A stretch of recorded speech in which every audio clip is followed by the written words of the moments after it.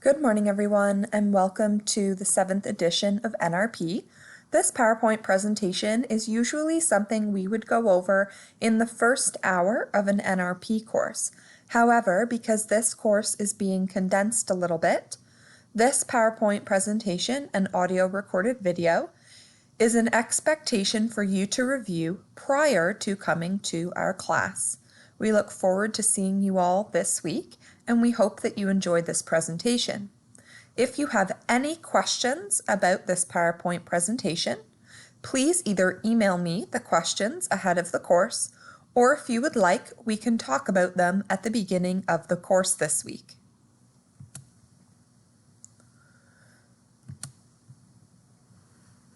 The 7th edition of NRP came about several years ago and is all based on the evidence. Throughout your textbook, you will have noticed that there are many notes regarding the classes of evidence that are used for specific things that we do throughout our NRP algorithm. For us, class 1 and 2 must be done. 2A should be strongly considered, and 2B may be considered. Class 3 is definitely not useful, not recommended, and may actually be harmful if we do it. So you will notice throughout this PowerPoint presentation, the different classes in regards to the evidence guidelines are listed for the different tasks that we are completing.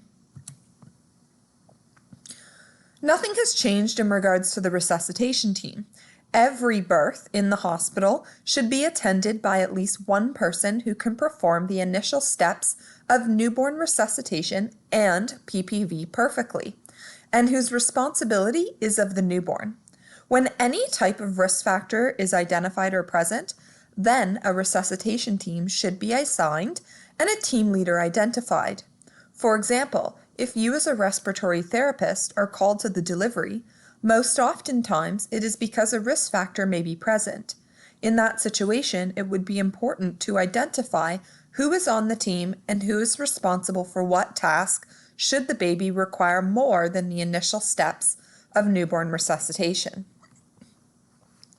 Meconium stained amniotic fluid is a perinatal risk factor that requires the presence of one resuscitation team member with full skills, including intubation, which is often still why the respiratory therapist will be called to that type of delivery. This is despite the fact that routine intubation and tracheal suctioning are no longer something that we do. It's still important that the respiratory therapist be present in case respiratory distress is identified or the routine steps of newborn resuscitation are not effective. As time permits, the leader should conduct a pre-resuscitation briefing, identifying interventions that may be required and assigning roles and responsibilities to the team members. This is especially important if we have an extremely preterm delivery or if we have a delivery where we are expecting a full resuscitation. Anybody can be a team leader as long as they know the full NRP algorithm and feel confident and comfortable leading the team. This means that not every time does the team leader have to be a physician. Oftentimes, the physicians are completing many of the skills that are required in the resuscitation. These skills take time, effort, and knowledge, and this can take away from their ability to follow the NRP algorithm in a timely, efficient manner, and also delegate to team members. In this type of situation, again, anybody who knows the NRP algorithm very well can take on the role of a team lead so that the physician and other healthcare team members have an opportunity to perform the required skills and interventions. It is vital that the team demonstrates effective communication and team skills to ensure quality and patient safety. And that means that during a resuscitation, everything that we do as a healthcare provider is said clearly to the team members and to the person documenting the resuscitation. This may include SpO2 placed on the right wrist, 3-lead EKG placed, rectal temperature taken. These types of clear communication strategies promote effective team building and again ensure quality and patient safety.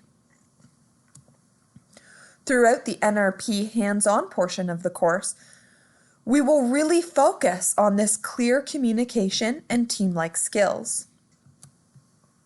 In the 7th edition of the NRP textbook, NRP decided to post 10 key behavioral skills that all NRP providers must have in order to be successful. They need to know their environment. That means knowing the equipment, knowing the room that you are in, and knowing where the resources you need are. They need to be able to anticipate what's going to happen next and have a plan in their head.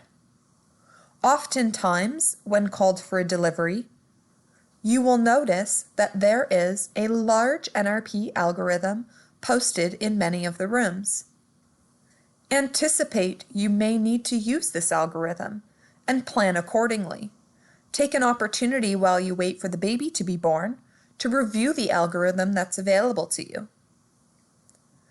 If you have an opportunity and if you feel comfortable enough, take on that leadership role.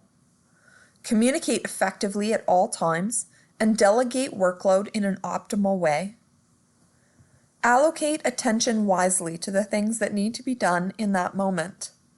You do have time. As much as you feel that the resuscitation is going very quickly, you do have 30 to 60 second intervals between each step.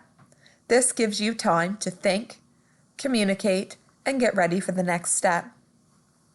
Use all of the available information that you have in order to make a decision and to plan. Use all the available resources that you have to you. Call for help when needed.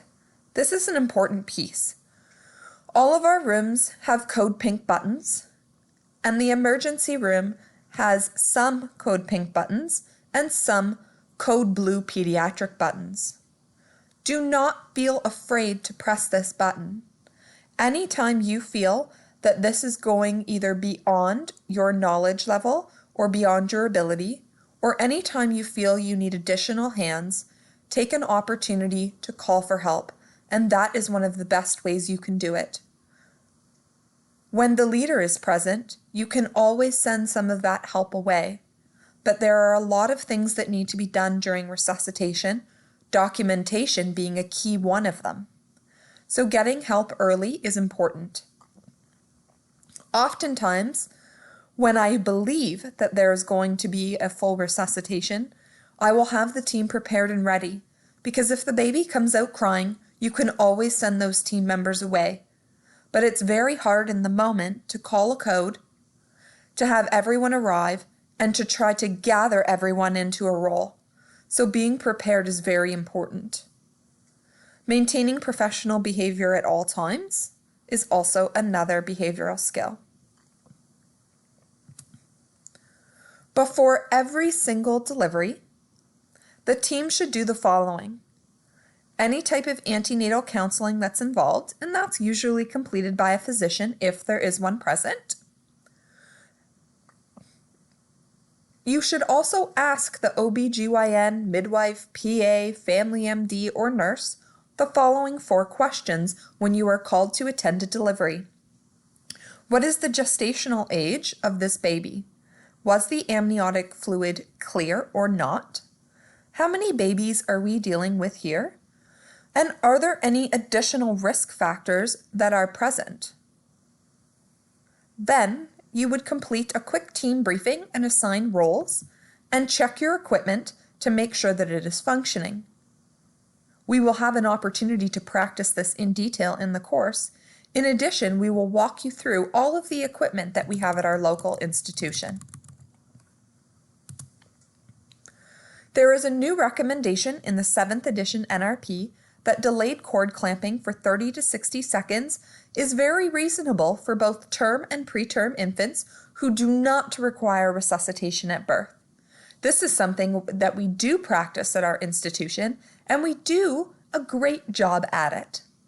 If placental circulation is not intact, such as after a placental abruption, a bleeding placental previa, a bleeding vasa previa, cord avulsion, then the cord should be clamped immediately after birth.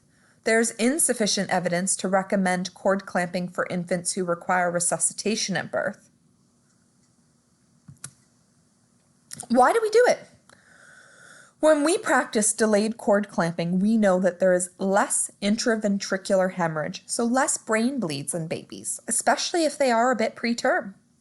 They have higher blood pressures and higher blood volumes. They have less of a need for transfusions after birth because they are getting that extra blood. And they have less necrotizing enterocolitis, which can be a concern for a preterm baby. However, as a result of cord clamping, there are slightly increased levels of bilirubin associated with an increased need for a phototherapy, but it's always a risk-benefit consideration.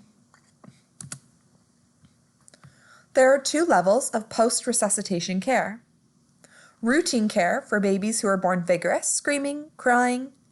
Babies who respond well to the initial steps of clearing the airway, opening the airway, warming, drying, and stimulating. These babies can stay with their parents the whole time and be skin to skin. We just need to make sure that their airway is clear, they're dry, and we continually evaluate their breathing, activity, and color. And then there's post-resuscitation care for babies with depressed breathing and activity at birth, those requiring any type of oxygen or ongoing monitoring, and anybody with high risk factors in which the baby may need monitoring in the nursery. The initial assessment. The order of the 3 assessment questions was changed in the 7th edition. So these are the 3 assessments that you want to do. 1. When the baby is born, does the baby look term gestation or the stated gestational age? Do they have good tone, which is movement of their extremities? And are they breathing or crying? The golden minute applies here. It's a 60-second mark for completing the initial assessment steps, reevaluating, and beginning ventilation if it's needed. This has been retained in all editions of NRP to emphasize the importance of avoiding any unnecessary delay in ventilation in babies who do not respond to the initial steps. We will be going through this initial assessment as we work our way through many of the cases that we have for you this week. What are the initial steps? One of the biggest things is providing warmth and maintaining temperature during any resuscitation. So making sure when the baby is on the warmer and does require any type of resuscitation, that the temperature probe is applied and changed to baby mode. In addition to this, if there is a resuscitation in progress, a core temperature should be recorded as a predictor of outcomes for that child and as a quality indicator. This is something that, because it is new, sometimes it is forgotten. So please take an opportunity to try to remember the fact that getting a core temperature early on in a resuscitation is really important when the advanced centers take a look at the case overall and the outcomes of the case. Position the baby in the sniffing position, clear the airway only if needed, and thoroughly dry and stimulate the baby. Remove the wet linen, reposition, and reassess. If an infant is born through meconium-stained amniotic fluid and presents non-vigorous, the infant should come to the radiant warmer, and PPV should be initiated if it is required. Routine intubation for tracheal suctioning is no longer suggested because there is insufficient evidence to continue this recommendation. We also found that it delays resuscitation efforts. The baby was not breathing, and you were too focused on completing the routine intubation and suctioning that no one took that breath for that baby for a period of time. So what they say is that babies who are born to meconium-stained amniotic fluid have the same risk for meconium aspiration syndrome, whether they are routinely intubated or not. Appropriate intervention to support ventilation and oxygenation should be initiated as indicated. This may include intubation and suction if the airway is completely obstructed, we are unable to remove the secretions with a regular suction catheter, and if we are unable to ventilate the baby and we feel that completing routine intubation for tracheal suction will be of benefit. We can also complete routine intubation for tracheal suction for babies who we feel have an obstructed airway from blood, mucus, liquid, and so on, and we will talk a bit more about this in the course. This next slide really just drives home that point. If the infant is born through meconium-stained amniotic fluid and the baby presents with poor muscle tone, inadequate breathing, the baby should immediately come to the warmer and we should follow the NRP algorithm. Position the airway, warm, dry, stimulate, remove the wet linen, reposition, assess a heart rate. If the heart rate is less than 100 after those initial steps, we should initiate PPV. Again, routine intubation for tracheal suction is not suggested because there is not enough evidence to continue this practice. When we do this, we are actually delaying the resuscitation efforts of these babies, and there is potential damage caused with intubation.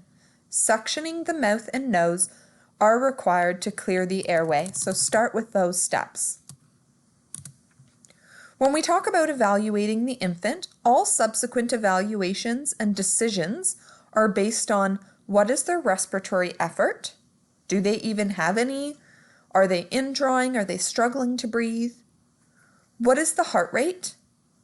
And what is the oxygen percentage?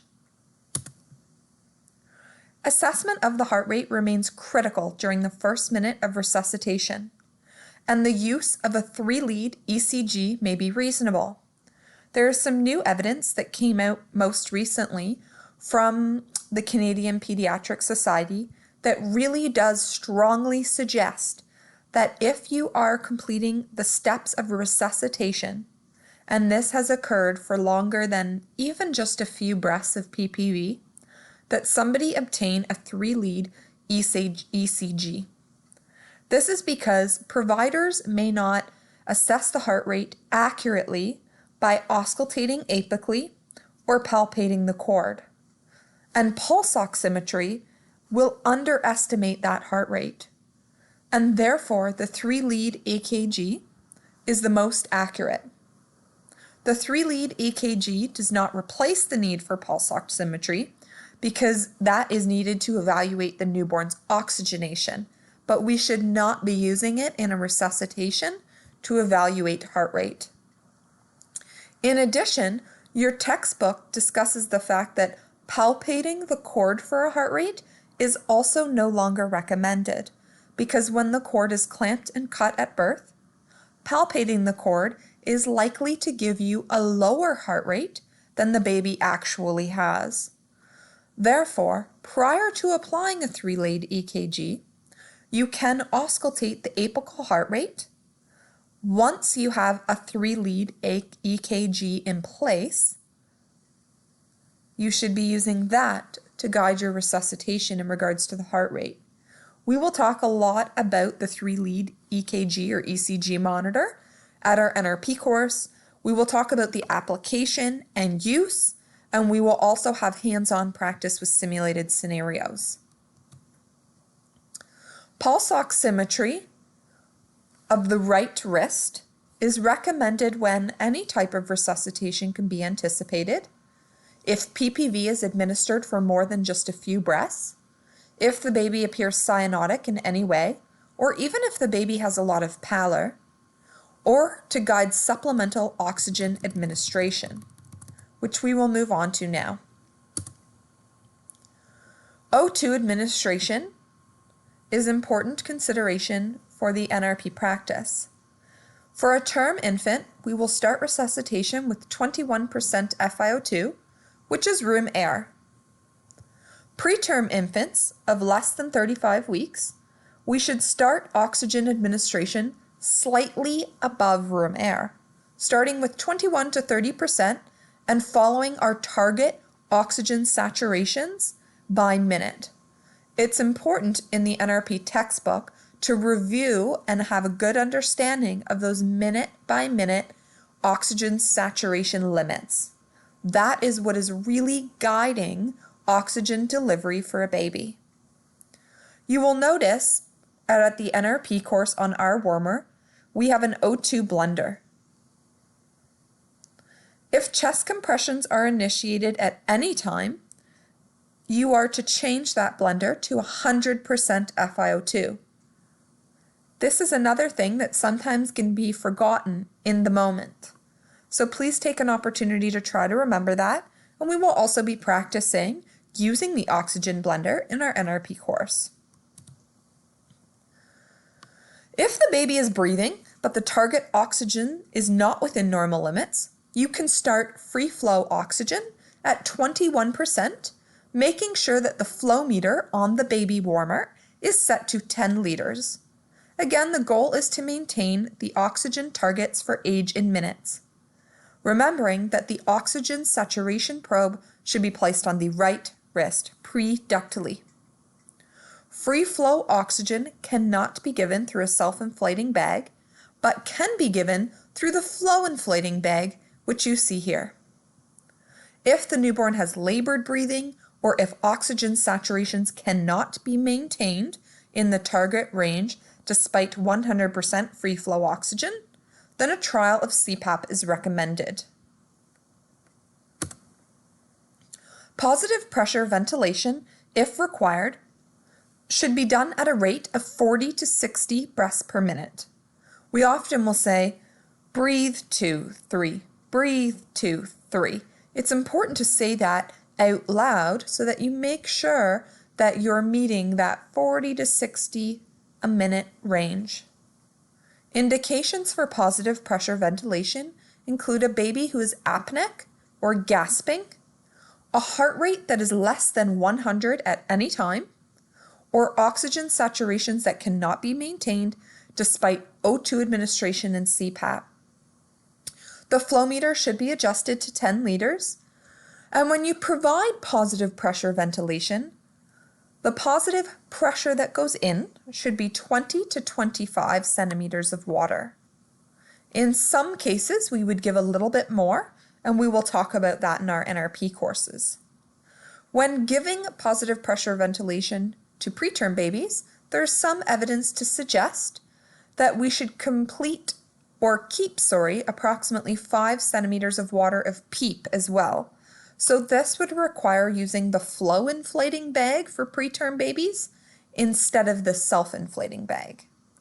Again, when PPV begins, after a few breaths, you should strongly consider the application of cardiac monitoring for accurate detection of the heart rate, because palpating the cord for a heart rate underestimates it, and assessing an apical pulse can be challenging. So please consider the use of a cardiac monitor. The best indicator that you are bagging correctly is a rise in the infant's heart rate. There should be some increase in that heart rate after 15 seconds. We used to check the heart rate every 30 seconds, but now the new suggestion is that when you start PPV, at the 15-second mark, all you want to know is the heart rate rising or is it not? If it is, you will continue for the last 15 seconds for a total of 30 and reevaluate. If at the 15-second mark the heart rate is not increasing, or you don't have bilateral chest rise, you will walk through your steps of Mr. SOPA. Knowing the Mr. SOPA algorithm and being able to walk through those steps is an essential skills component of this course. We will walk through it in the course several times, but it is important that as you attend the course that you have a great understanding of the Mr. SOPA. If you are attempting PPV, but the baby is not responding, the chest isn't moving, you've done Mr. SOPA, the trachea may be obstructed by thick secretions. Therefore, suctioning the trachea using a suction catheter inserted through an ET tube or direct suction to the trachea with a meconium aspirator may be required. Again, this does not always have to do with a meconium aspirated baby. This can also do with any type of secretions that may be blocking the airway, such as blood or just thick, clear secretions from delivery. We will go through routine tracheal suctioning in the NRP course. So some of those high priorities during NRP. Establishing effective ventilation is the highest priority that we have, and it may take longer than 30 seconds to do this as you walk your way through the corrective actions of Mr. SOPA. If a baby's heart rate is less than 60, you are not to start chest compressions without first ensuring that you have effective ventilation, so you have good bilateral breath sounds and the chest is moving. It doesn't really matter how long this takes, but ventilation is key. We were finding that we were jumping to chest compressions fairly early, when in reality, the baby was never adequately ventilated. 99.9% of the time, if you can establish quality ventilation and effective ventilation in a newborn, you will not have to get to the steps of chest compressions. Babies have very healthy hearts, but sometimes their lungs are a bit underdeveloped or they're unable to breathe. If you can fix the ventilation issue, you should not have a cardiac issue unless the baby was severely compromised or perhaps the baby has an underlying cardiac defect. But again, remember, the highest priority is establishing effective ventilation. If chest compressions are required, we are expecting that you complete 90 chest compressions to 30 breaths. When you do this, you are saying 1 and 2 and 3 and breathe, and 1 and 2 and 3 and breathe. We will practice this in the NRP course so that you feel confident in applying this to your own practice. Everyone will have an opportunity to complete a round of chest compressions with bagging. Chest compressions are required when the heart rate is less than 60 despite effective ventilation. We want to coordinate for at least 60 seconds before reassessing the heart rate. So remember, when you're providing PPV that is adequate, you are assessing every 30 seconds. Once you move on to chest compressions, you will reevaluate every minute. 2 hands wrapped around the chest with the 2 thumb technique is what you can see in this bottom left-hand picture. As soon as an advanced airway is placed, which ideally an endotracheal tube should be inserted prior to starting chest compressions, the compressor will move to the head of the bed. This decreases fatigue and increases the effectiveness of the compressions that the compressor is able to do. Remember that as soon as chest compressions are initiated, oxygen should be at 100%. Cardiac monitor should definitely already be on, and ideally an endotracheal tube has already been placed. That 3-lead ECG monitor will be what detects your heart rate when the 60-second interval is up. You can also have someone auscultating the heart rate to make sure that the two match. The dope mnemonic is something that is talked about in your textbook and should not be unfamiliar to those of you who also are PALS certified or ACLS certified. The dope mnemonic is used when someone is already intubated but suddenly deteriorates. So we walk through first, is the ETT tube displaced? Has it come out a little bit, gone in too far, or totally been removed? Is there any type of obstruction in the ET tube? So is it bent? Or the tubings, which can become kinked? Has the infant suddenly developed a pneumothorax? We will talk about the evacuation of pneumothorax and the signs and symptoms of a pneumothorax in our NRP course. Is there some type of equipment failure?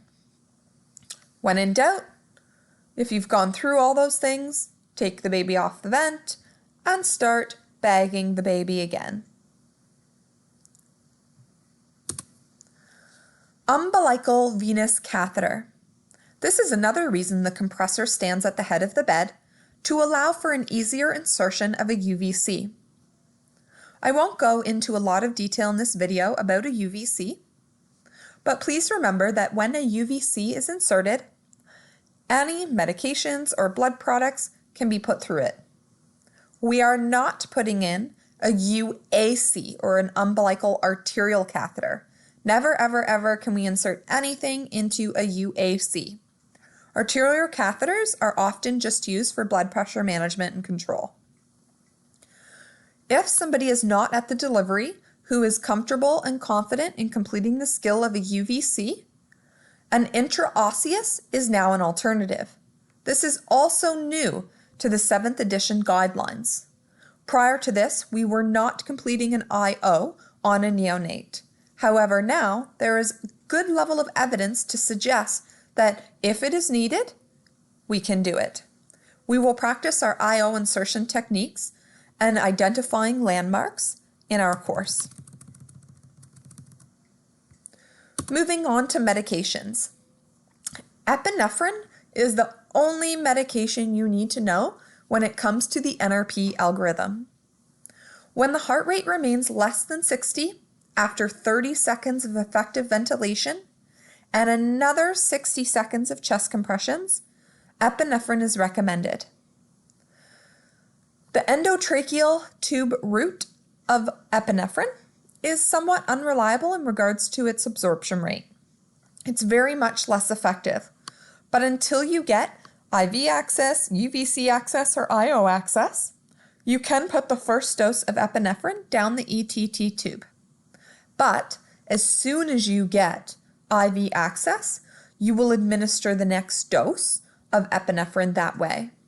The UVC route is preferred, but it does require some skill. We will walk through how to administer epinephrine in our NRP course because it is very different to administer in not only the neonate population, but also the pediatric population, and the dosage ranges vary. It will be important when you come to the course to have an understanding of what the dose per kilo is, both endotracheal route and also IV route.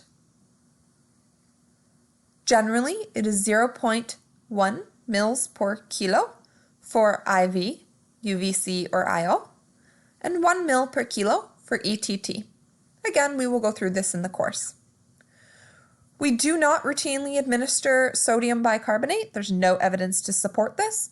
And one other huge change for the 7th edition is Narcan. We are no longer, under any circumstance, to be giving Narcan to a baby. There's insufficient evidence to evaluate the safety and efficacy of administering Narcan to a newborn with respiratory depression due to maternal drug exposure. Animal studies and case reports cite complications from Narcan in neonates such as pulmonary edema, cardiac arrest, and seizures. In addition, the onset of Narcan can be between 2 and 5 minutes.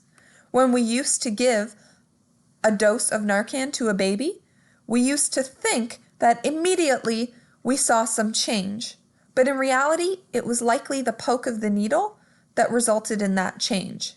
Instead, ventilate the baby and continually ventilate that baby until that drug wears off. In addition, when we used to give Narcan to a neonate, we were giving a full adult dosage. In PALS, Narcan is administered based on weight. So why were we giving an adult dose of Narcan to a neonate when in the PALS algorithm it was very much weight-based? So at this point in time, we are not giving Narcan at all to a baby who you feel may requires it. Instead, go through your steps of the NRP algorithm and ventilate that baby. Eventually, the maternal drug exposure will wear off. And finally, when to stop. In general, no evidence has been published to justify a change in the 2010 recommendations about withholding or withdrawing resuscitation.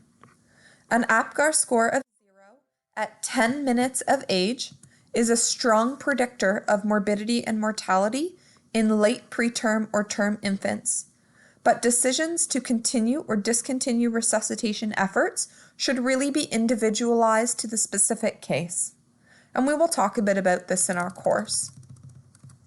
It is also suggested that neonatal resuscitation task training occur more frequently than the current 2-year interval. That means practicing, going through cases, using the equipment, and making sure that you are familiar with the algorithm more often than every 2 years. The next couple of slides I'm going to just quickly review, but you can take an opportunity to review them in a bit more detail. They really just walk through, what do I use and when? Should I be using NRP? Should I be using PALS? Although scenarios encountered outside of the delivery room may be different from the events in the immediate post-delivery phase, the physiological principles remain the same throughout the neonatal period. The priority for resuscitating babies at any time during the newborn period, regardless of the location, should always be to restore adequate ventilation. This next slide really goes through the differences from the PALS algorithm versus the NRP algorithm. So please take an opportunity to review this. This final slide asks you to identify what you would use, NRP or PALS. Number 1, a 3-day-old infant admitted with jaundice is found unresponsive in the baby cot, gasping to breathe. We would use NRP. 5-week-old infant admitted with RSV, found unresponsive. We would use PALS because this infant is greater than 28 days. 10-day-old infant admitted with dehydration, found unresponsive. We would use NRP. 14-day-old premature infant repatriated back from a higher acuity hospital, found unresponsive. Initiate NRP. 3-week-old infant admitted with unknown fever, rule out sepsis, found unresponsive. NRP. 31-day-old infant admitted with bronchiolitis, suddenly unresponsive before neb treatment. Initiate PALS. Remember that either way, in all of these situations, you will be starting with establishing effective ventilation. The only other key difference here in NRP or PALS is that in PALS, anytime the heart rate is less than 60, you are starting chest compressions. However, in NRP, if the heart rate is less than 60, you need to establish effective ventilation before moving on to chest compressions. In the next slide, if you take a look at the PowerPoint presentation in the notes section, you will see 2 videos. One video is of what we want to see as we go through a skills station of a mega code, having to walk through that entire NRP algorithm. The second video is of what we don't want to see. It's unprepared, it's unorganized. It's important to take a look at these 2 videos so you can see what a mega station or mega code looks like in regards to your ISSA, and then also what it should not look like. You will have an opportunity to practice many different types of scenarios in our NRP course. This NRP course is very much hands-on, going through skills stations so that you feel confident and comfortable by the time we get to the end of the day. We very much look forward to seeing you this week, and thank you for taking an opportunity to listen to this audio recorded lecture before attending your NRP course. Have a great day. Happy studying. If you need anything, please feel free to reach out. Thank you so much.